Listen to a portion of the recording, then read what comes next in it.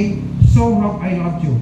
Continue ye in my love. Si Jesus Christ na nagsulti ani, nung ta mo pabilin ta, mo padayon ta diya sa gugma niya. Kaya nga naman, kung sa may purpose diya na kanang mo pabilin man ta, or mo padayon ba ta diya sa iyang gugma. Gugma nga kinahanglan, no? Ang gugma para sa iyang kabubuton. The love for His will. Na magikabubuton ang Diyos. Sa kinabuhi nato matag usa, nailahay matag kinaiya, no? Nailahay matag taras sa dagan sa kinabuhi, nga naitaras nga pwede magpaminaw para sa advice. Na po yung mga tao nga, ang iyang taras, naigyan mo to o tudluan. Na mga tao nga, diligid magpatudlo, bisa kung sa, kaingon niya tingaliog, ang iyang decision tarang, insakto.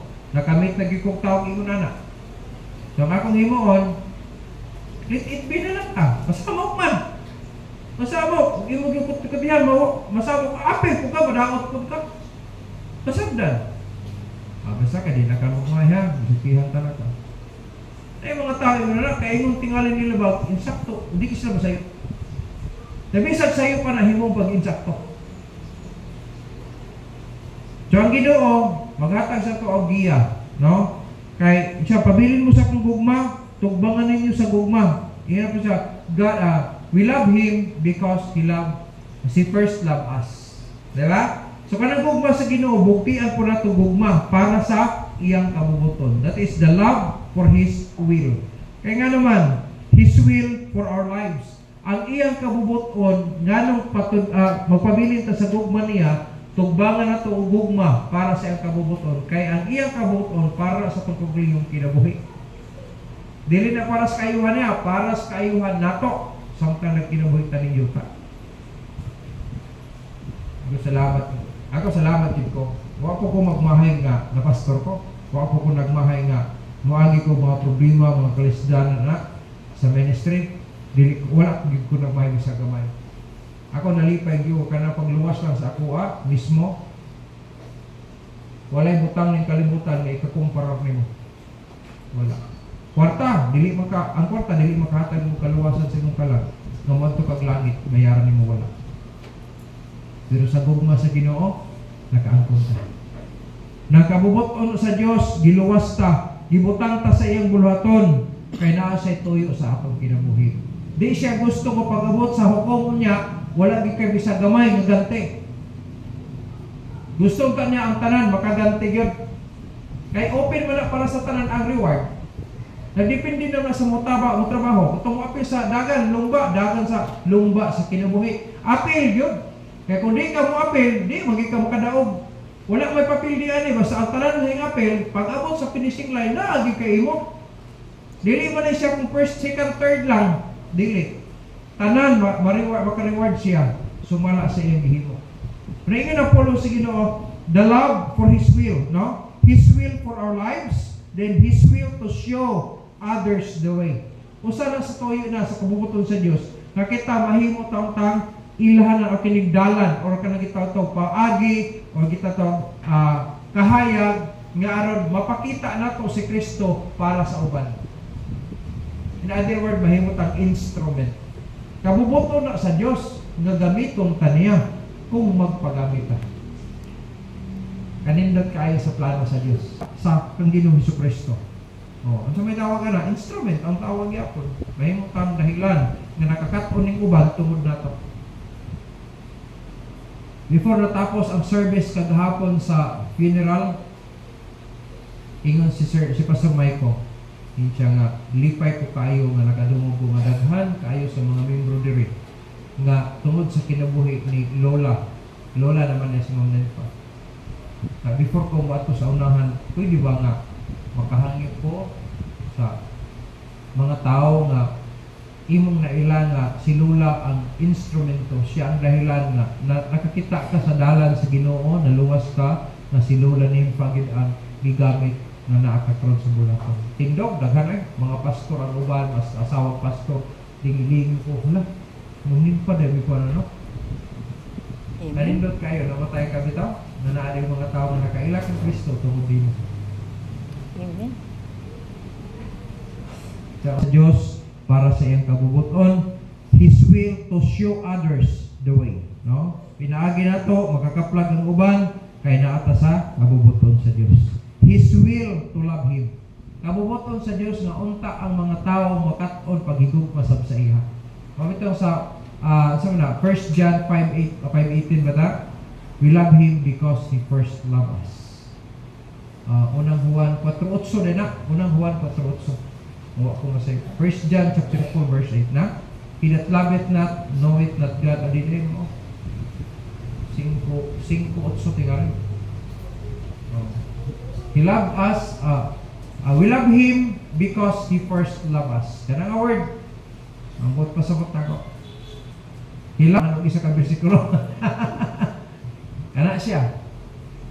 Nahigugma daw ta, no? Sa iya ha, tungod kay siya una nahigugma sa ato. Yun ani ni siya. Na kung magpabilin daw ta sa iyang gugma, kanang gugma ha daw gusto niya nga mahigugma pud ta sa iya. Kung mahigugma ta sa iya maigsuon, makapakita ta sa dalan para sa uban, no? Makaplagan sa uban ang gugma sa Dios. And then magkinabuhi ta sa kabubuton niya. So this love for His will for our lives. Then ikaduha, not only for His will, the love for His word. Nganong pagpabilihon to sa gugma sa Ginoo, kay gusto niya nga unta ang mga tao nga nahigugma sa iya magpabilin sa pulong niya. Kaya diha sa pulong sa Ginoo, diha ta nakakaton kung unsaon pagpamaagi nga makaanggot ang kaluwasan.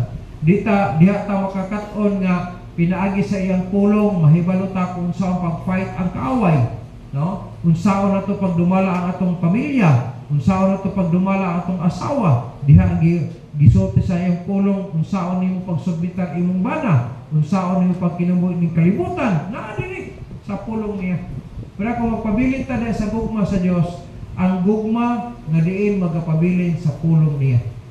So, mahigugma ta sa iya tungod kay mahigugma siya sa ato.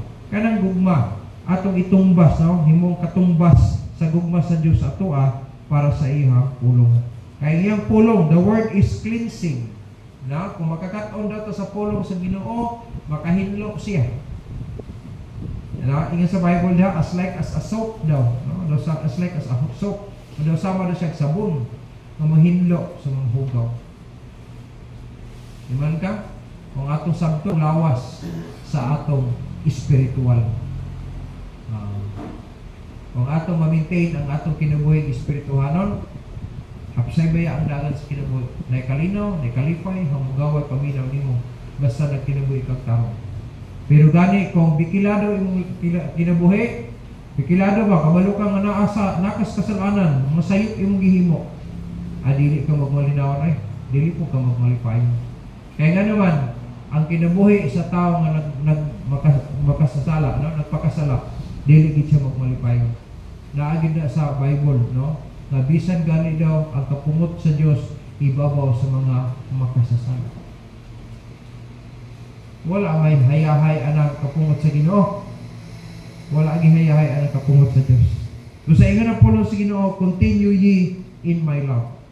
The love for His word, no? Because the word of God is cleansing. The word of God is eternal. Dili nimo tapos. Wala makatambal sab siya sa espiritu ng bahay nato. Panahon nga naka sa sadness, ang pulong sa Dios maka-comfort. Wala nakanindot. Tungo na kapila na ko naguna. Paagian ko sa Ginoo nga ay sayop dito ako desisyon. Bawion na po na ko sa Ginoo ay ko pa sa iyo. Nagrasa sa Ginoo hangtod karon nakalamot tayo gyapon. Nga naman ang pulong sa Dios dako gid siya contribution para sa kalambuan sa atong kalag. Kung ingon ang pulong sa Ginoo, love for His word. Not only His word is cleansing, no? The word is eternal, but the word is convicting. Makapaaghat sab siya. Usahay wala na ka magtagad pero makapamata sa imuha. Uy, sayo dito gihimo na ko. Ala kanin lang diha kung sa dihang makamata ka mo relay kas kabubuton niya. Kaya nga naman mausab man ang direction sa imong una. Mausab ang direction sa imong nakita. Kadto bitaw ng drive ko sa Dios makahatag ng conviction, no? Convicting siya. Papailan.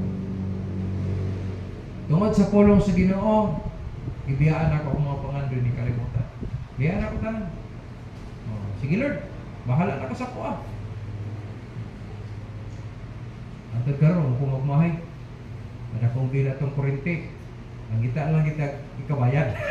Ano dapat lang? Sa Diyos maigso, no? The Word of God, ang pulong sa Diyos, the Word of God is convicting. So, ako siya katabang yun.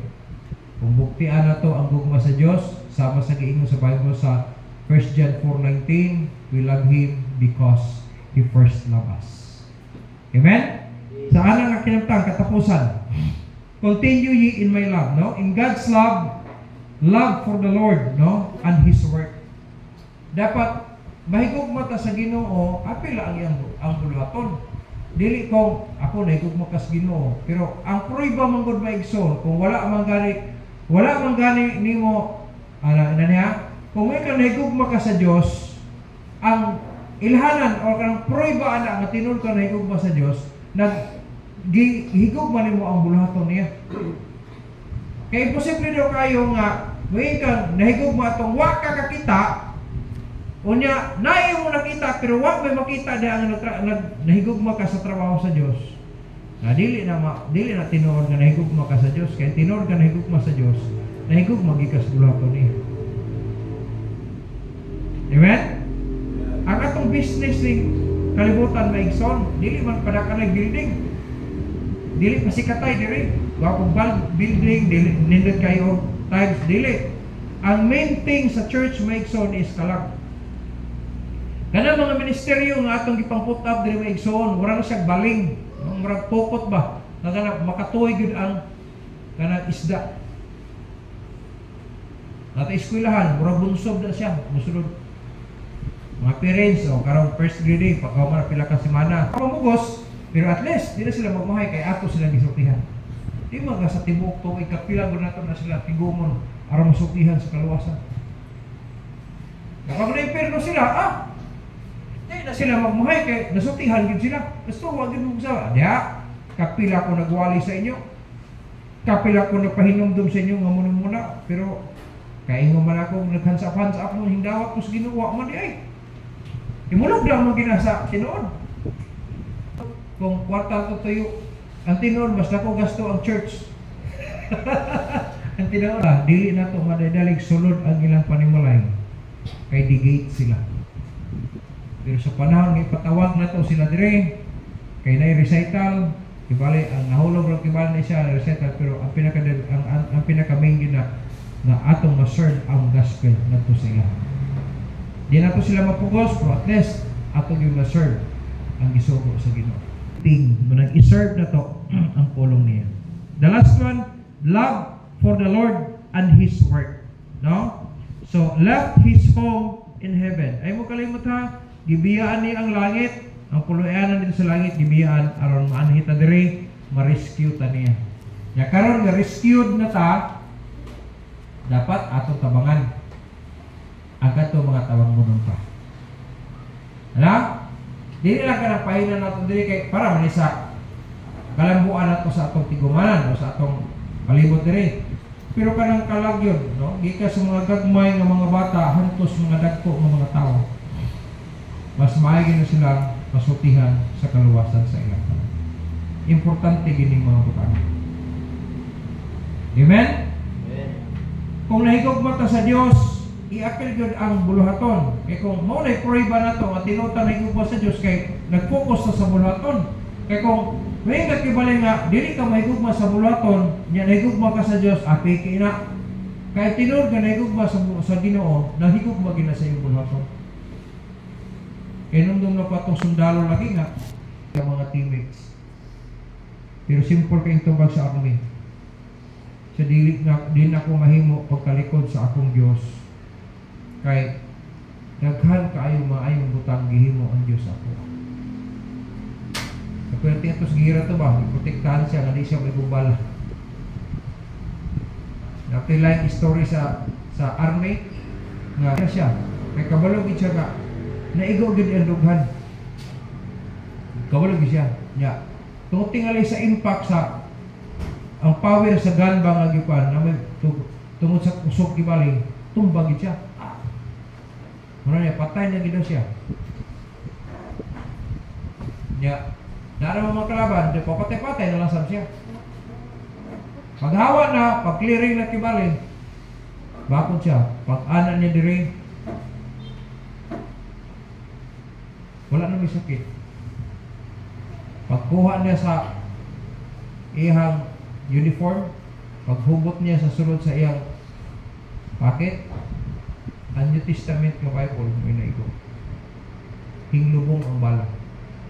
As tunga-tunga sa Bible. Pero gibatig yapon ay sakit igo siya. Tumba siya. Pagtanaw niya, bala sa important. Kusog ba na? Wasa ganing bato anak. Pero tunga-tunga sa Bible, na New Testament, di ba baga kaya na? Pero dito tuwa ang bala sa important nakuha niya sulod sa Biblia. Tingali kung wala tigugma sa Diyos, dito mo dadang pulong sa Ginoo. Igo siya, kaya hindi patay siya.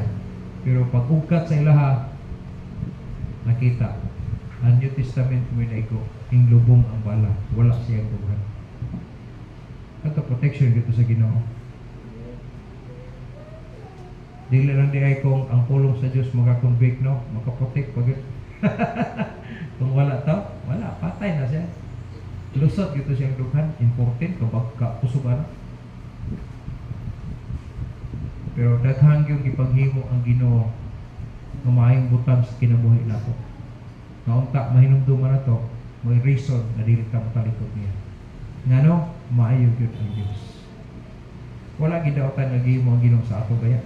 Mga maayo gyud ang tanan gihimo niya. Usahay di lang ta makahinumdum, makalimot ka sa garan. Pero kung atong usa-usahon ang mga kaayo sa Dios, dili na maihap. Dili na maihap. Kana lagi ka sa pagkabata na to, wala pa ta maluwas. Kamaayo sa Dios anak, nga ang hangin nga gi-provide sa ato libre hantod sa atong panahon karon. Mo ato kag ospital binayra na ay kanang hangin na sa tubo. Nah. Binayra na. Sa tangke ng higopon sa hangin libre. Kana lang di ta kabayan. Sa kaayo sa Dios. Nawagi rason na kalikdan nato siya. Walay rason na biyaan nato siya. Na naman maayo gid siya. Pero sa man kay binuangan sa Dios, wala. Maayo gid ang Dios. So he left his home in heaven and hing ani sa toa suffered persecution. Di antusan taniya aron lagi nga kaangkon tag kaluwasan. And that only that he died for all the lost. Dili lang ko nag-anto sa itong gikulata siya, gibunal-bunalan siya, iwapasan sa cross, pero yun ang Bible. Nagpakamatay gid siya para mabayaran ato mga sala. Kamaayo gid sa Dios. Manang nagawag siya, continue ye in my love. No? Kaya diha sa gugma sa Dios, diha ta nakaila og kaluwasan, diha ta sa nakaila og tinuod nga kalipay, tinuod nga kalinaw og kahamugaway sa kinabuhi sa gugma sa Dios. Manang hinumduman nato, kanang gugma sa Dios, tugbangan nato. In Apolosino, we love Him because He first loved us. Kung naigugma ta sa Dios, apil gid ang bulaton sa Ginoo. Ayaw mo kalimot nga gibutan ta ani nga church aron magamit ka sa Ginoo para sa iyang himaya. Dili aron nga unsa. Mutang mga butanga mo nag-require sa Ginoo nga makapadayon ta sa unahan hangtod sa pagbalik niya. Ingon ang Bible, continue ye in my love. We love Him because He first loved us. Tugbangan na to. Amen? Higugmatan niya, higugmaon na to siya, apil ang iyang bulaton. Kaya nga naman, ang iyang bulaton mo ay prueba at tinuod kang nahigugma niya. Kaya paluyhan na to. Paluyhan na to. Di na to pasagdan kay kining nga bulaton is eternal ni siya.